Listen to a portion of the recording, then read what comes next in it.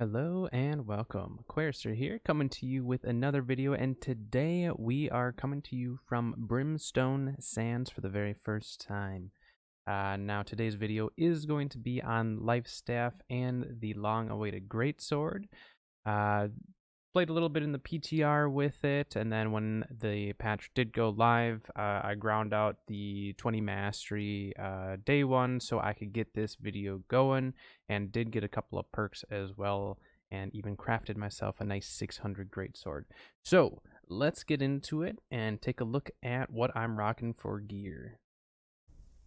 Okay, so looking at the gear for my Lifestaff Greatsword build, it's actually going to be very similar to my Lifestaff Warhammer build. So if you haven't seen that video, you can definitely take a look.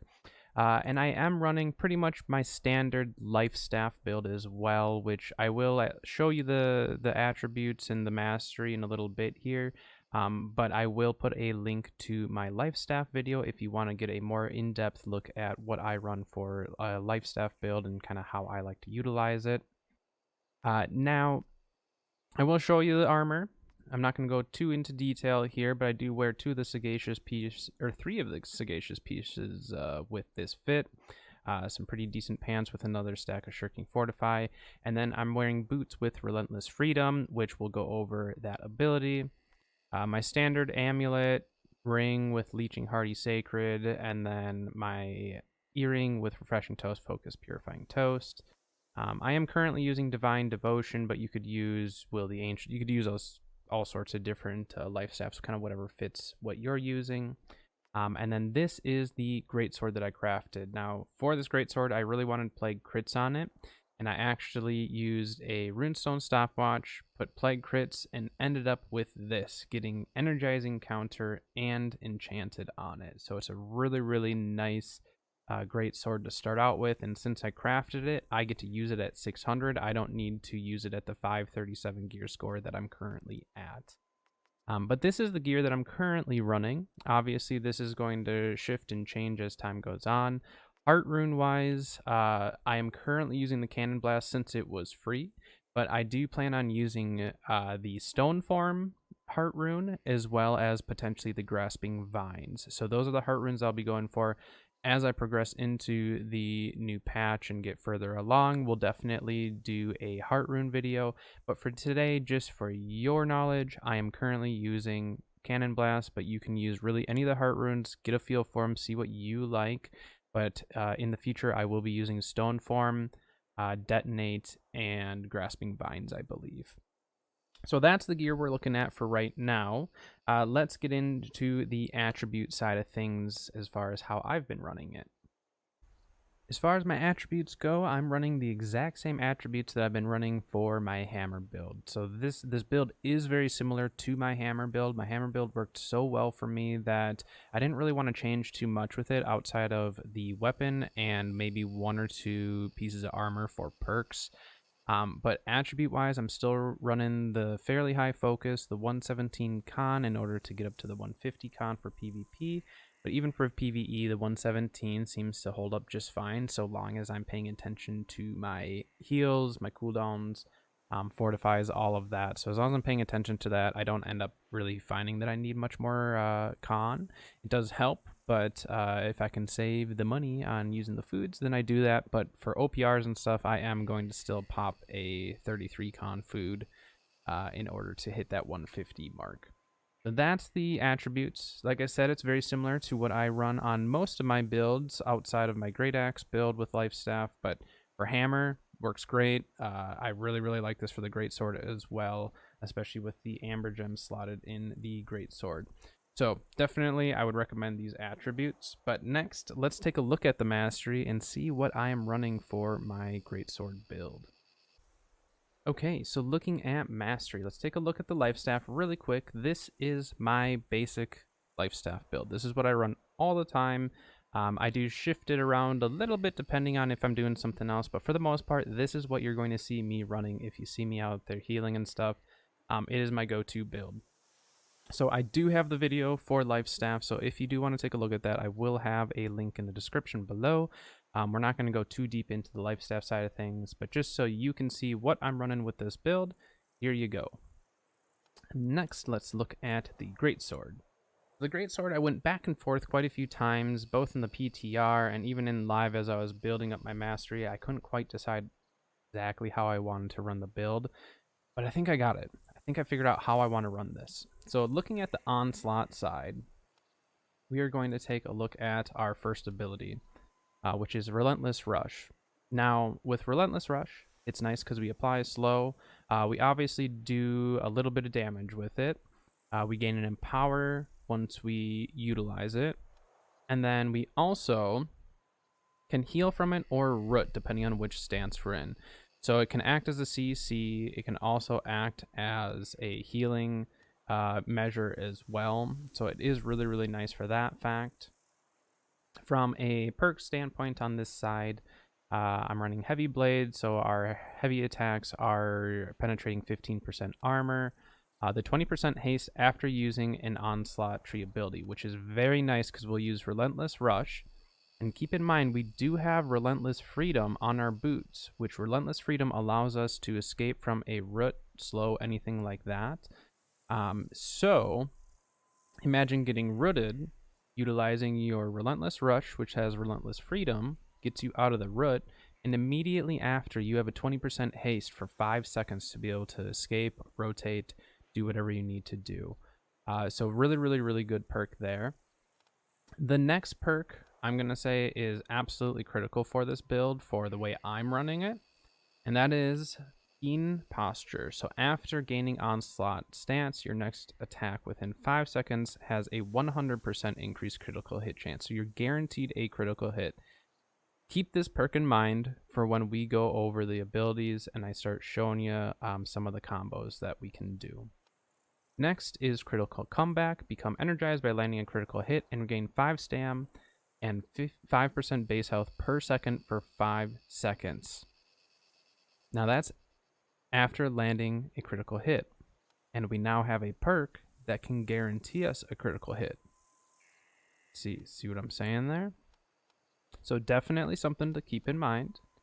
And then the last perk that I'm going to run on the Onslaught Tree side is Step and Strike, which after dodging, gain a 10% empower for the next 3 hits within 10 seconds.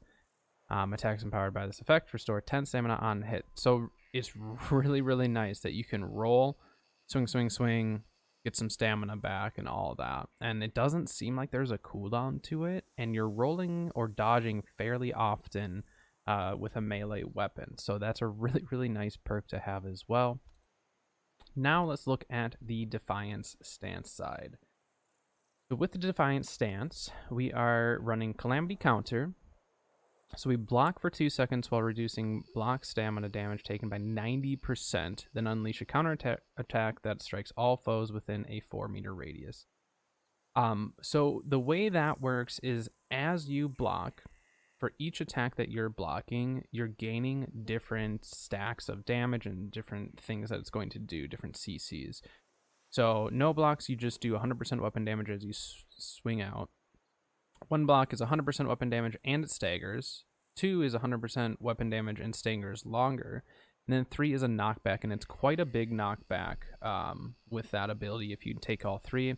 And you can trigger it. So let's say you're standing there, and you take 1, 2, 3. You could just click it immediately and knock everyone back. Really, really nice one. With one of the perks, counterattack inflicts bleed for 6 seconds for each power level. Each stack deals 5% weapon damage every second with a max of 5 stacks. So with that, you more or less can do 1, 2, 3 counterattack, and you're applying 3 bleed stacks to everyone that counterattack hits, is what they're saying there. Counterattack, critical chance. So depending on which stance you're in, so in Onslaught stance, you actually increase your critical hit chance of Calamity. But what I like is the Defiant stance side of it, because you heal for 20% of the damage done. Now, in Defiant stance, you're not doing quite as much damage, but the 20% of your damage back, plus having a Leeching Ring, is really, really nice. It's a lot of life steal in a really short period of time, especially since usually with the Calamity counter, you're going to be up against groups of people and stuff, so it's really, really nice to have that. Definitely something to think about. And it is a max of 5 hits, by the way, but still 5 hits, 20% damage, that's still a lot of health back. For our other ability that we're running, we are running Roaring Rupture. And with that one, it's the one where you stab the ground, and then you send out a shockwave within 4 meter radius, and it deals 120% weapon damage, and you gain 4 to 8% Fortify for 5 seconds for each foe hit. So you're stacking Fortify, and you can stack up to 24% Fortify with that. You do gain some threat, and it has grit. The threat is kind of whatever. The grit's really, really nice, though. And then you enter Defiant Stance at the end. For sure, you want Purifying Roar. Being able to cleanse 2 debuffs off of yourself is huge because it will increase your survivability. Plus, you stack that Fortify on top, and yeah, your survivability definitely goes up just by having this. And then the third perk that I run on Roaring Rupture specifically is Intimidating Roar, which applies a weakened and lets you become uninterruptible for 5 seconds. The weakened has become really, really nice, plus obviously the Fortify. Now, you could run Adaptive Rupture. I don't like it personally because I don't like the idea of pushing that many foes back. If I'm going to push them back, I'll probably use my Calamity counter. And in Onslaught, I don't want to accidentally pull people close to me because when I was running it, I did do that, and it didn't end well. So I'm just avoiding that perk altogether, and I'm just running these 3. And then looking at the passive perks on the Defiant side, we're rocking Wary Posture. I can talk, I can say it. Wary Posture. After gaining Defiant Stance, the next damage taken within 5 seconds is reduced by 25%. So the nice thing with that is, let's say we know we're about to just take massive damage, we can just quick go into Defiant Stance. That next massive damage hit that we take is reduced by 25%. So if you time it right and can get your stances figured out on, switching between stances, this really could save your life a lot of times. And there's no cooldown to it, so it's literally just boom, boom. Just keep triggering that Defiant Stance, which we'll go over that. The other perk that I run is Blade Honing. Base damage is increased by 3% for each Greatsword buff on you. So as a healer, we're obviously not doing as much of a damage output, but if we can get stuff like this, where it's per buff on us, or this one, where we're gaining a 10% power after a roll, we can actually get our damage to stack pretty decently while still able to utilize our defensive perks. The next one I use is Unflinching Blade. So the nice thing with this is you get a grit on your heavy attacks, but you also apply a bleed that deals 5% weapon damage every second. So every single heavy attack that you land, not only are you getting grit while you're attacking, but you're also applying a bleed, and you can stack that 5 times. It does stack the same as Calamity Counter. So let's say you get 3 stacks of Calamity Counter and then 2 heavy attacks, you're now at 5 stacks of bleed on them. So it is really nice that you kind of have a Keenly Jagged in a way, and I believe if you stack Keenly Jagged, it will be 2 separate bleeds. So Keenly Jagged should be really, really strong on a Greatsword, in my opinion, with how it sits currently. The second to last perk that we run is Guarded Shift. So with this, we're able to actually trigger our Defiant Stance. We have to be in combat in order to trigger it. But that way, if we all of a sudden need a little extra, defensive support, we can trigger it without having to waste a cooldown on it, which we don't want to waste our cooldowns as much as we can. So that is a really, really good option. And the very last perk that we are running on our Greatsword is the Undying Defiance. I was kind of torn. I really like the Unrelenting Onslaught because it's more or less like you're getting a refreshing move, but the cooldown reduction only occurs once per attack. So it's not terrible, but it's not the best, and it's only a 2% light attack, cooldown. But on this side, we're getting another lifesteal, and if we attack within 3 seconds of blocking, we heal for 15% of the damage instead of 5%. So again, we stack 5%. We'll just say 5%. And then if we have Defiant Stance, when we use Calamity Counter, that's another 20% of our damage. And then we also have our Leeching Ring, which is another 5%. So we have a lot of lifesteal with this build, where if we get surrounded, we can gain back a lot of that health lost. So this is my initial build of what I'm running with Greatsword with Lifestaff. Obviously, as patches come up, as they change things, you know, balance changes, stuff like that, we will obviously shift some stuff around. But at the start here, for what I'm running with Lifestaff Greatsword, this is the build that I have found has worked best for myself.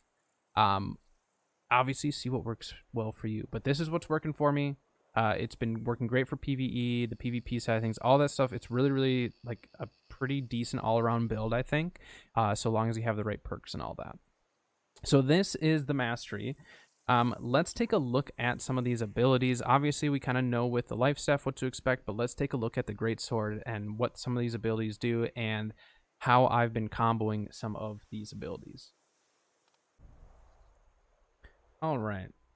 So the Greatsword can be a little bit confusing at first because you have the two different stances. You have the Onslaught stance, where when you're in that stance for about 10 seconds after triggering it, you will get 15% increased damage output, but also 15% damage increased when you take damage. And it's the reverse on the Defiance stance side. So on the Defiance stance side, when you are triggering it, you have 10 seconds, and then you are taking 15% less damage, but you're also dealing 15% less damage. So it's a trade-off, but as a healer, the Defiant stance is going to be our primary stance that we'll be focusing on, or we just won't be in a stance. So let me show you how some of that works. So obviously, we went over our heavy attacks, able to apply a bleed. Now, we can do this 5 times and be able to stack 5 bleeds. And this is a separate bleed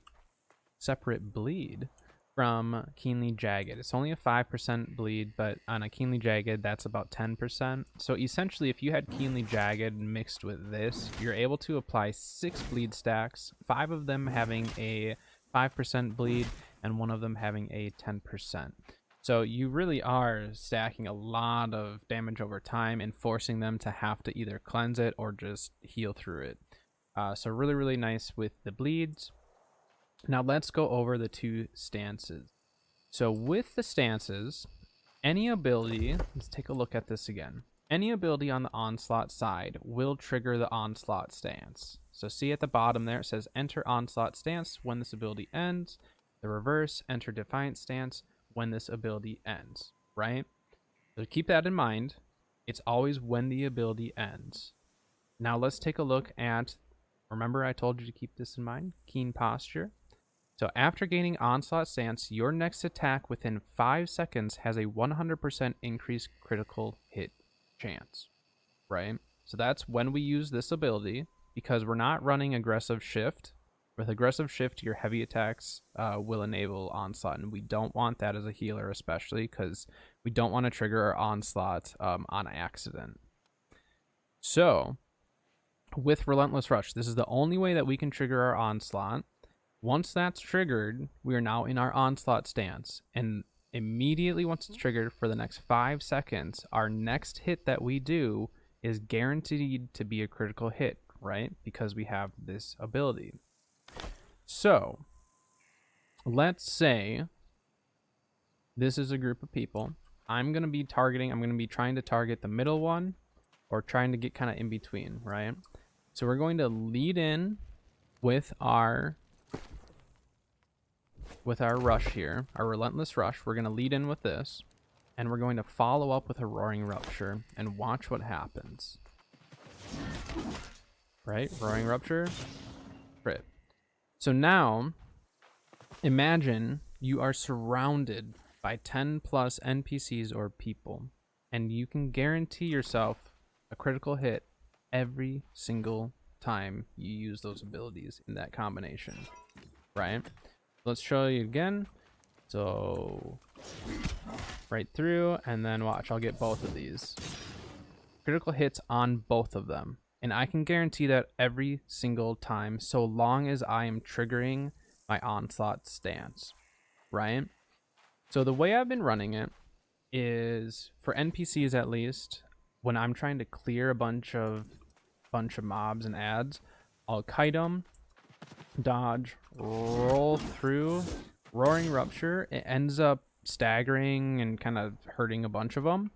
And then if they're still pushing me, then I go into my Calamity counter. They hit, and then when I burst it, if there's enough of them, it sends them all away. That gives me enough time to roll away, get my life staff abilities down, go back for more. But yeah, you can guarantee your Roaring Rupture ends as a critical hit every single time, so long as you have this perk and some way to set up your onslaught stance. So that combination has allowed me to clear through mobs so quickly. In PvP, I'm assuming the tanks are going to utilize something along those lines really, really well. As a healer, I might not be using that combo in PvP quite as much, but the fact that I have the combo and the ability to be able to do that is really nice. So let's look at the 2 different Greatsword perks that I'm running really quick, just so you can see them. One, I can't really show you because it is Relentless Freedom. With Relentless Freedom, activating Relentless Rush removes roots and slows. So that is huge because it allows me, if I get caught out, it allows me to be able to escape just at the click of a button, get out of it really quick, and hopefully get away. Now, on my Greatsword, I have Plague Crits, Energizing Counter, and Enchanted. Plague Crits, keep that in mind with the combo I just told you. The fact that we can trigger a critical hit, guaranteed critical hit, is huge, because that means we can apply Plague Crits to an entire group of people if they're below 50% health, utilizing our Roaring Rupture. So long as we, again, get the Onslaught, trigger that, Roaring Rupture, guaranteed crit to everyone in the area. If they're below 50% health, you've just diseased an entire group. So really, really huge. But the weapon perk we're looking at is Energizing Counter. So Energizing Counter, when Calamity Counter is activated, immediately gain 28 stam. I wasn't sure if I liked that at first until I realized this. Look at when we roll, right? So it brings me down to 60 stam. Now let's say we're running from someone and we need to roll into a Calamity Counter. We can roll, we're at 88 stam. See that? So with 88 stam, it really allows us to play around with our stam a little bit more. On top of that, we also have this perk right here. So not only are we getting our health back from this, but we're also regaining stamina. So therefore, if we do this, and if we can land that as a crit, we'll get our stam recovery, but as you can see, we already get our stam back. So having Energizing Counter, I think you could have it on your armor. I haven't tested it on the armor, but 28 stamina is a pretty good jump. You know, that's over half of a roll, so you're cutting down the time that you have to get your one of your full dodges back in half. So that's pretty good. And I've actually utilized it and tried to pay attention to utilizing it, and it's worked really, really well for me. But yeah, so that is how I've been comboing. Like I said, I'll show you one more time. Swing, swing, swing. Guaranteed crit. And everything in the area is guaranteed to crit with that. So do keep that in mind. The biggest thing I can say, though, is get your practice in and trying to switch your stances up. Obviously, the Onslaught stance as a healer, I don't sit in it for very long at all. The only time I will sit in Onslaught is if I'm in my comfy little circle right here. Then I can sit here, and even with the 15% damage increase, I'm getting the Fortified Sacred Ground, plus I'm getting the Orb of Protection to give me an extra 15% Fortify. So it kind of balances itself out in that way, but I will not be an Onslaught outside of my healing circle because it doesn't end well for me. But let's say you're using this, hit this. Even if you're getting attacked now, you're now in your Defiant stance. So you're setting yourself up to be able to absorb a lot of damage after being able to do a lot of damage. So definitely a good trade-off. All right. Well, it's getting dark here in Brimstone, and I think we went through everything that I wanted to go through for today, at least. That is my Greatsword build, though. Obviously, you know, I still have to put some work into it, and there's probably going to be some changes coming at some point or another, as well as, you know, as I get into Heart Gems, all that stuff. You know, there's a lot of stuff to get into still. But for a starting build to kind of get you guys started, to get myself going, this has been working really, really well for me so far, both solo and with people. So definitely give it a try. Let me know what you think. If you do like what you're seeing and want to see more videos, feel free to subscribe. Stop on by a stream whenever. I do stream on Twitch throughout the week, so we'd love to have you swing by for a live stream. Otherwise, I'll be coming out with more videos, especially with Brimstone. So thanks for watching. And again, I appreciate the support. It really, really does help when you guys subscribe and like the videos, and even just watching it. But until next time, that is going to do it for me. So thanks for watching, and we'll see you in the next one.